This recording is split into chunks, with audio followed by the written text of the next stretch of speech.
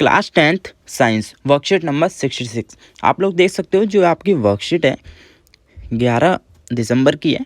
ठीक है बच्चों, तो ये आपका जो इस वर्कशीट में टॉपिक दिया हुआ है ये बायोलॉजी के ऊपर दिया हुआ है। ठीक है, आज से ये आपका टॉपिक स्टार्ट होता है, हाउ डू ऑर्गेनिन रिप्रोड्यूस। तो एक बात बताना चाहता हूँ, ये बायोलॉजी से है। ठीक है, तो ये उस स्टूडेंट के लिए बहुत हेल्पफुल है जो मेडिकल लाइन में जाना चाहते हैं। ठीक है, तो आपको पता है मैं खुद एक मेडिकल लाइन से हूँ, तो बच्चों को मैं गाइडेंस इसी उसकी देता हूँ कि आप लोग कैसे मेडिकल लाइन में जा सकते हो। 10th क्लास के बाद आपको क्या क्या करना पड़ेगा। सबसे पहले आपको साइंस साइड लेनी पड़ेगी स्टूडेंट्स को। ठीक है, जो भी 10th क्लास में अगर जो भी स्टूडेंट 10th के बाद साइंस लेना चाहता है, ठीक है, एक तो मुझे जो भी स्टूडेंट मेरी वीडियो देखते हैं नीचे कमेंट करेंगे कि सर किसको साइंस लेनी है, किसको आर्ट्स लेनी है, किसको कॉमर्स लेनी है, ताकि मैं उसमें से देख सकूं कितने बच्चे साइंस स्ट्रीम लेना चाहते हैं और मेडिकल लाइन में जाना चाहते हैं। अगर आप साइंस स्ट्रीम लेते हो साथ में बायोलॉजी लेते हो तो आप देखो मेडिकल लाइन में भी जा सकते हो। ठीक है, और आपने अगर साथ में मैथ्स भी ले लिया तो आप इंजीनियर में भी जा सकते हो। और अगर आप लोग, ठीक है, मेडिकल में भी बहुत सारी चीज़ें होती हैं, पैरामेडिकल कोर्स कर सकते हो, एमबीबीएस कर सकते हो, साइंटिस्ट बन सकते हो। तो उन सब की गाइडेंस मैं देता रहता हूँ। तो सभी बच्चे नीचे कमेंट करेंगे कि किसको कौन सी साइट लेनी है 10th क्लास के बाद। ठीक है, कौन बच्चा कौन सी स्ट्रीम लेगा, साइंस आर्ट्स कॉमर्स जो भी आपकी है, आप लोग कमेंट करना, मैं आपको ठीक है उसके बारे में फिर बताऊँगा। ठीक है, चलिए स्टार्ट करते हैं वर्कशीट को। तो आज इसको मैं बहुत ईजी तरीके से आप लोगों को समझा दूँगा। ठीक है, बायोलॉजी का टॉपिक है तो आप लोग देख ही सकते हो। ठीक है, तो स्टार्ट करते हैं। जैसा इसमें सबसे पहले आपका दिया हुआ है mode of reproduction use by single organism. देखो ये सिंगल ऑर्गेनिन जो है ना, ये हमारे स्टार्टिंग में आए थे बहुत पहले। ठीक है, अगर आप लोगों ने यूकैरियोटिक प्रोकैरियोटिक पढ़ा हो, ठीक है, तो उसमें बताया गया था, उसमें भी डिफरेंशिएट किया गया था सेल को लेकर। ठीक है, लेकिन फिर बाद में ऑर्गेनिन लेकर भी किया गया कि कौन से असेक्सुअल होते हैं, कौन से सेक्सुअल रिप्रोडक्शन होते हैं। ठीक है, देखो सभी बच्चों को पता है, हमेशा याद रखना। एक चीज़ ट्रिक बताता हूँ कि आप लोगों को इसमें कैसे पता लगाना है कि असेक्सुअल रिप्रोडक्शन क्या होता है और सेक्सुअल रिप्रोडक्शन क्या होता है। ठीक है, तो जैसे आप लोग देखोगे असेक्सुअल रिप्रोडक्शन, ठीक है, तो ए से याद रखना ए। ठीक है, ए से हमेशा याद रखना ए फॉर अकेला, बस ये वर्ड आप लोग याद रखें। ए फॉर अकेला मतलब वो एक खुद ही ऑर्गेनिज्म है, मतलब खुद एक अकेला है और उसको दूसरे पार्टनर की ज़रूरत नहीं है, वो खुद ही रिप्रोड्यूस कर सकता है, चाहे वो कोई प्लांट हो, कुछ भी हो। ठीक है, अगर वो असेक्सुअल रिप्रोडक्शन करता है तो वो उसको, ठीक है, अदर ऑर्गेनिज्म की ज़रूरत नहीं है, वो खुद ही सेल्फ रिप्रोडक्शन कर सकता है। ठीक है, खुद ही एक नया अपने आप को प्रोड्यूस कर सकता है अपने जैसा। ठीक है, चाहे वो प्लांट हो, कोई बडिंग हो या फिर हाइड्रा वगैरह कुछ भी। ठीक है, तो मैं आपको अब देखो सेक्सुअल में, अब इसके बराबर में अगर मैं सेक्सुअल लिखूं तो आप लोगों को तुरंत पता लग जाना चाहिए कि देखो ए फॉर क्या बताया था सर ने, अकेला बताया था, तो इसका मतलब ये असेक्सुअल रिप्रोडक्शन हो गया इसमें दूसरे। ठीक है, इसमें एक ही सिंगल पेरेंट बॉडी होगी, दूसरी कोई पेरेंट बॉडी की ज़रूरत नहीं है। ठीक है, छोटी क्लास से आप पढ़ते आ रहे हो, पर एक याद रखने की मैंने ट्रिक बताई आप लोगों को। ठीक है, एट द एंड हम इसके क्वेश्चन आंसर भी करेंगे, तो सभी बच्चे वीडियो को पूरी देखेंगे। अगर आपको 10th क्लास में अच्छे मार्क्स चाहिए तो मैं आपको लिखने का तरीका भी आज बताऊंगा कि आप लोग एग्जाम में कैसे लिख के अपने 90 से ऊपर परसेंटेज ला सकते हो सभी स्टूडेंट। ठीक है, तो देखोगे सबसे पहले आपका दिया हुआ है कितने टाइप्स के असेक्सुअल रिप्रोडक्शन हो सकते हैं। ठीक है, फ्यूजन में आपका बाइनरी और मल्टीपल, ठीक है, ये दो हो सकता है। ठीक है, फ्यूजन का मतलब ही समझ जाना, फ्यूजन मतलब होता है टूटना। ठीक है, और फ्यूजन मतलब होता है जुड़ना। ठीक है, मैं हमेशा कंपेयर करके बता रहा हूँ आप लोगों को चीज़ें। फ्यूजन का जिसमें यू लग जाए उसका मतलब होता है जुड़ना। ठीक है, प्लस प्लस प्लस फ्यूजन नाम से पता चला। और फ्यूजन मतलब FISS, फ्यूजन मतलब टूटना। ठीक है, तो हमेशा याद रखना फ्यूजन जहाँ पे हो रहा है वहाँ पे कोई टूटने की बात आ रही है, तो फ्यूजन किसके थ्रू हो सकता है, बाइनरी के थ्रू हो सकता है, और आपका मल्टीपल के थ्रू हो सकता है। ठीक है, तो ये भी मैं आपको बताऊंगा बाइनरी में क्या है, मल्टीपल में क्या है, नीचे डायग्राम के साथ। ठीक है, बडिंग में आप देखना, बड मतलब बड, एक तरीके का बड निकलेगा, बड वो ऐसे निकल सकता है, कोई भी चीज़ बनी हुई है उसमें से ऐसे बड निकल जाएगा। ठीक है, तो वो तुम्हारा बडिंग में आ जाएगा। ठीक है, स्पोर फॉर्मेशन हमेशा याद रखना, स्पोर मतलब होता है आपका छोटे छोटे छेद को हम स्पोर बोलते हैं। ठीक है। हमेशा अगर आप बायोलॉजी पढ़ रहे हो, आगे भी कुछ, हमेशा ये टर्म आपको काम ही आएंगी। मैं ठीक है। रीजनरेशन मतलब आपको पता ही होगा, कोई चीज़ जनरेट हो रही है उसका दोबारा से रीजनरेशन होना, वो आपका रीजनरेशन कहता है। फ्रेगमेंटेशन भी आपका कुछ फ्यूजन जैसा ही है, ठीक है। और आपका वेजिटेटिव प्रोपेगेशन, इसका मतलब होता है कि कोई चीज़ रिप्रोड्यूस नहीं कर रही, हम अपने तरीके से उसको रिप्रोड्यूस करवाएंगे। जैसे आपका गन्ना होता है, ठीक है। गन्ना खुद रिप्रोड्यूस नहीं करता, उसको कट करके दोबारा लगाया जाता है, फिर वो रिप्रोड्यूस करता है, ठीक है। नेचुरल भी हो सकते हैं, आर्टिफिशियल भी हो सकते हैं, ठीक है। तो चलिए, ये आपका पूरा कंप्लीट होते हैं डेफिनेशन। किसी भी स्टूडेंट को कोई भी डाउट हो नीचे कमेंट जरूर करेंगे, ठीक है। मैं आपका तुरंत रिप्लाई दूंगा।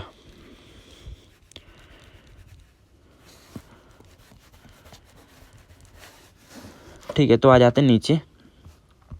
सबसे पहले हम दो चीज़ पढ़ेंगे, फिजन और फ्रेगमेंटेशन के बारे में, ठीक है। फिजन मैंने आपको बताया था, फिजन का मतलब होता है टूटना, ठीक है। तो देखो इसमें ये लिखा है, it is a kind of sexual reproduction in unicellular organism to create two new individual. It can be two types, ठीक है। अब देखो फिजन में भी दो टाइप्स पढ़े थे हमने, बाइनरी और मल्टीपल, ठीक है। अब देखो बाइनरी का मतलब मैं आपको बताता हूँ, one cell split into two equal half, ठीक है। एक सेल है, वो जब स्प्लिट होएगी वो दो इक्वल भाग में होगी, ठीक है। और दो में ही होगी और इक्वल में होगी, ठीक है। एग्जाम्पल इसका क्या, अमीबा याद रखना, पैरामीशियम और लिस्मेनिया, ठीक है। आपको एग्जाम्पल हर जगह सिर्फ एक ही लिखना है, याद आप करके रखना ताकि आपको एक तो याद ही रहे, ठीक है। अब आ जाते हैं मल्टीपल वाले पे। मल्टीपल में क्या क्या बताया गया, मल्टीपल में ये बताया गया कि one cell divided into many daughter cell, ठीक है। कोई सेल है तो वो बहुत सारी मैनी डॉटर सेल में डिवाइड हो, उनका साइज कोई डिफाइन नहीं होगा कि ये इस साइज़ की वो इस साइज़ की, कुछ भी साइज़ की वो हो सकती हैं, ठीक है। तो इसका मतलब ये है, ठीक है। इसमें आप एग्जांपल याद रखोगे, प्लाज्मोडियम, ठीक है, मलेरिया पैरासाइट इन अनफेवरेबल कंडीशन। अमीबा भी करता है लेकिन उसकी कंडीशन होती है कि कुछ कंडीशन में करता है वो, ठीक है। तो आपका आप दोनों देखो, मैं डायग्राम के थ्रू बता रहा हूँ आप लोगों को।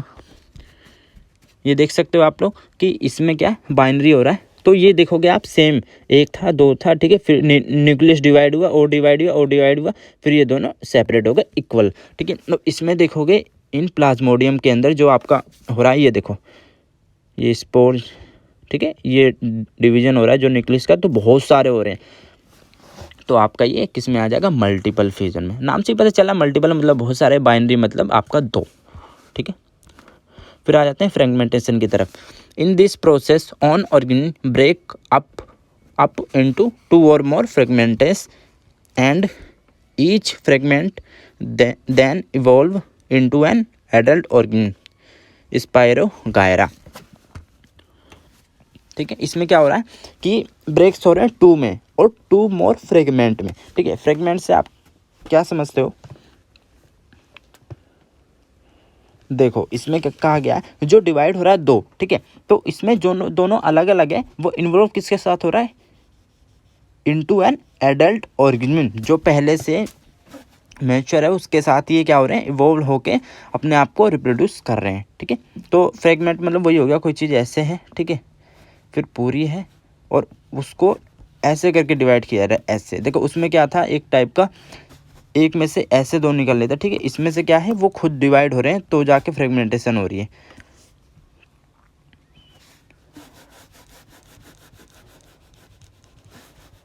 यहाँ पे आप देख भी सकते हो, ये दिया हुआ है यहाँ पे, ठीक है, ये डिवीजन। रीजनेशन पे आ जाते हैं। रीजनेशन तो पता ही है आप लोगों को, कोई भी चीज़ का। अब देखो, the process of getting back full organism from the body parent individual is called regeneration. Regeneration is carried out by special cells hydra planaria, ठीक है। ये आपका प्लेनेरिया है, ये आपका ऐसे दूसरा एग्जांपल दिया। देखो कोई भी चीज़ है, अब मान लो कोई ऑर्गेनिज्म है, प्लेनेरिया है, ठीक है। इसका अगर आप ये हिस्सा भी काट दोगे, ये अपने आप को पूरा नया बना लेगा। आप इस वाले पार्ट से भी ये भी पूरा नया बना, इस पार्ट से भी ये, कोई भी उसका पार्ट है बॉडी का, तो वो उससे अपना पूरा नया बना सकता है, ठीक है। तो इसको कहते हैं हम रीजनेशन। मतलब उसके लिए ये नहीं है कि इसमें से ही कोई नया प्रोड्यूस होगा तो बनेगा, उसमें अगर आप कट कर दोगे ऐसे करके, वो खुद ही रीजनेशन के थ्रू पूरी बॉडी बन जाएगी, ठीक है। अब आते हैं vegetative propagation. Vegetative propagation this an asexual method of reproduction in plant where vegetative part namely root stem leave give rise to new plant. वही वाली बात होगी, एग्जाम्पल मैंने दिया था जो गन्ने का होता है आपका, ठीक है, उसको कट करके जब ज़मीन में लगा देते हैं ठीक है, वो आपका वेजिटेटिव प्रोपेगेशन में आता है। वो आर्टिफिशियल भी होता है और आपका नेचुरली भी हो सकता है अगर दूसरे प्लांट में कराया जाए तो। ठीक है, आप लोगों का ये कंप्लीट होता है। तो देखो इसके जो क्वेश्चन आंसर दिए हुए हैं मैंने आपको अलग से ही सॉल्व किए हुए हैं। ठीक है स्टूडेंट, तो मैं इसके क्वेश्चन आंसर आप लोगों को करा देता हूँ। सभी बच्चे अपनी नोटबुक निकालेंगे जिससे मैं आज आपको ये बता सकूँ कि आपको कैसे लिखना है एग्जाम के अंदर। मतलब आप लोगों को स्पेशली साइंस के अंदर तो आपको अच्छे मार्क्स लाने ही पड़ेंगे अब अगर आप लोगों को साइंस साइड में जाना है। ठीक है, जो स्टूडेंट नहीं जाना चाहता वो भी नीचे कमेंट जरूर करेंगे। हर स्टूडेंट का मुझे कमेंट चाहिए कि कौन कौन सी स्ट्रीम लेना चाहता है 10th क्लास के बाद। ठीक है स्टूडेंट, तो देख सकते हो ये 10th क्लास की ये रही आपकी। ठीक है, क्लास 10th वर्कशीट्स नंबर 66। ठीक है, सॉल्यूशन इंग्लिश। अब देखो, अब आप क्या देख सकते हो इसमें, तो आप लोग देखोगे यहाँ पे लिखा हुआ है क्वेश्चन नंबर 1। ठीक है, क्वेश्चन नंबर 1 में आप लोग देखोगे how does binary fission different from multiple fission. ठीक है, तो इसमें आप लोग आंसर करके लिखना है। देखो इतना ही लिखना है जितना मैंने आपको लिखवाया है, आप लोगों को सबको दिख रहा होगा। ठीक है, binary fission one cells split into two equal half. Example, many bacteria and protozoa like amoeba, but in multiple fission one cell divided into many daughter cells simultaneously. Example, plasmodium in unfavourable condition. देखो वो बताया गया binary fission में क्या होता है, तो आपकी दो में डिवाइड होता है, लेकिन जो आपका क्या होता है मल्टीपल फिजन में क्या होता है वो बहुत सारे ज़्यादा में डिवाइड होता है। ठीक है, one divide into many daughter cell, बहुत सारे डॉटर सेल में डिवाइड होता है, इसलिए हम उसे क्या कहते हैं मल्टीपल फिजन कहते हैं। बाइनरी फिजन में आपका दो में डिवाइड होता है। उनके दोनों के एग्जांपल जरूर लिखने हैं। देखो मैंने लिखने का तरीका इसलिए आपको लोगों को बताया, अगर आप लोगों को कभी ये क्वेश्चन आता है, उन्होंने नहीं लिखा कि एग्जाम्पल मत लिखो, लेकिन आपको एग्जाम्पल लिखना है, क्योंकि एग्जाम्पल से वो समझेंगे कि ये दोनों में डिफरेंस क्या है बाइनरी फिजन और मल्टीपल फिजन में, और आपको फुल मार्क्स मिलेंगे। अगर जो मैंने लिखा है अगर आप इतना लिख के आते हो ना, 2 नंबर का क्वेश्चन है, 3 नंबर का क्वेश्चन है, तो आपको पूरे मार्क्स मिलेंगे। ठीक है, वही आप सिर्फ बाइनरी फिजन की डेफिनेशन लिख दोगे और मल्टीपल फिजन की लिख दोगे और उसमें शो नहीं करोगे ना एग्जाम्पल और ना वो क्यों डिफरेंट है, तो आपको मार्क्स नहीं मिलेंगे। ठीक है स्टूडेंट, मार्क्स मेन आपको है 10th क्लास में स्कोर करने हैं बहुत अच्छे मार्क्स, तभी आपको साइंस मिल पाएगी। ठीक है, जो भी स्टूडेंट लेना चाहता है, तो इस बात का सभी स्टूडेंट याद रखेंगे। मुझे हर स्टूडेंट का कमेंट चाहिए नीचे कि कौन स्टूडेंट कौन सी स्ट्रीम लेना चाहता है। ठीक है स्टूडेंट, तो सेकंड क्वेश्चन पे आ जाते हैं। क्वेश्चन नंबर सेकंड सभी बच्चे नोट डाउन, सभी बच्चों ने अपनी नोटबुक ले रखी है, हैंड टू हैंड लिखेंगे, ताकि आपको मैं बीच बीच में हिंट बताता रहूं कि आप लोगों को कैसे लिखना है एग्जाम के अंदर। ठीक है, how will an organism be benefited it reproduce if it reproduce through spores. ठीक है, reproduction through spores gives several advantage to an organism. Spores can remain dormant till favorable condition become available. Spores help an organism to tide over the bad phase. Spores can be spread through water, air or animals, and thus is good for the spread of an organism of or to more places. ठीक है, ये कहा जा रहा है कि जो spores होते हैं, स्पोर्स के थ्रू जो रिप्रोडक्शन होता है वो क्यों अच्छा होता है, मतलब उन्हें क्यों बेनिफिट होता है, उन्हें इसलिए एडवांटेज होता है क्योंकि वो क्या होते हैं, देखो यहाँ पे लिखा है ना, spores can remain dormant till favourable condition become individual force help in organism to tide over the bad face. ठीक है, वो लोग उन्हें किसी एक तो अदर की ज़रूरत नहीं पड़ती, पहली बात ये है। ठीक है, वो सेल्फ ही रिप्रोड्यूस कर सकते हैं। ठीक है, और स्प्रेड वो वाटर के थ्रू भी कर सकते हैं। ठीक है, एनिमल एयर के थ्रू भी कर सकते हैं, एनिमल्स के थ्रू भी कर सकते हैं, तो वो उनके लिए एक बहुत बड़ा एडवांटेज होता है कि वो किसी भी तरीके से अपना रिप्रोडक्शन कर सकते हैं जो स्पोर्ट्स के थ्रू करते हैं। ठीक है, तो क्वेश्चन नंबर सेकंड भी कंप्लीट होता है। क्वेश्चन नंबर थर्ड की तरफ आते हैं। Can you think of reason why more complex organism can not give rise to new individual through regeneration. ठीक है, complex organism cannot give rise to new organism because the tissue and specialized cell make up the organ in the body. Normal सी बात है, ये question जो उन्होंने पूछा है, अगर आप लोग ये उन्होंने पूछा रीजन बताइए कि कॉम्प्लेक्स जो ऑर्गेनिज्म होते हैं वो इंडिविजुअल क्यों नहीं रिप्रोड्यूस कर पाते जनरेशन के थ्रू।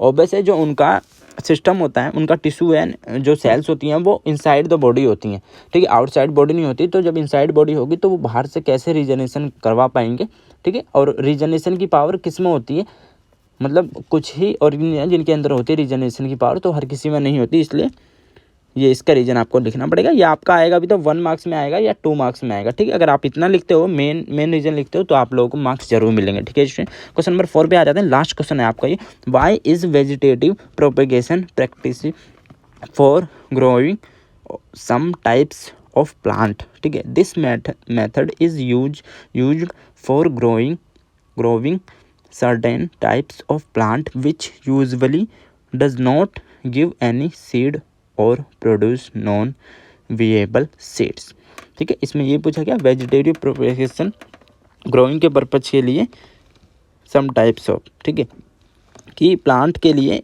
एक अच्छा उदाहरण क्यों है, तो this method is use for growing certain type of plant, ठीक है। जो वैसे प्लांट होते हैं जो ग्रोइंग नहीं कर पाते तो उनको आर्टिफिशियल तरीके से ग्रो किया जाता है, इसलिए हम लोग इसे प्रैक्टिसाइज फॉर ग्रोइंग सम प्लांट के लिए यूज करते हैं, ठीक है। तो जैसे कि आपकी आज की वर्कशीट कंप्लीट हो चुकी है स्टूडेंट, जो मैंने बताया था सभी बच्चे कमेंट करेंगे कि आप लोग 10th के बाद कौन सी स्ट्रीम लेना चाहते हो, ठीक है, साइंस, आर्ट्स, कॉमर्स।